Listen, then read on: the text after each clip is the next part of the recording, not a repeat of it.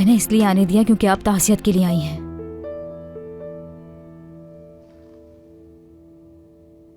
ये सब कैसे हुआ?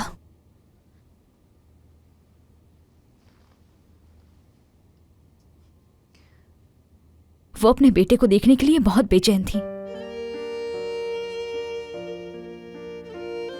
उसके लिए वो कुछ भी कर सकती थी।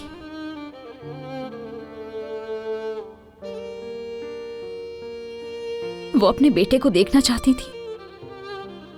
मैंने बता दिया कि उनका बेटा कौन है और कहाँ रहता है। वो अपने बेटे को देखने के लिए घर से भागती हुई बाहर निकली। मैं भी पीछे भागी मगर रोक ना सकी। जब मैं उन तक पहुंची तो वो खून में लथपथ थी। उनका गाड़ी से एक्सीडेंट हुआ था। सुन के बहुत अफसोस हुआ सबा, बहुत ज्यादा।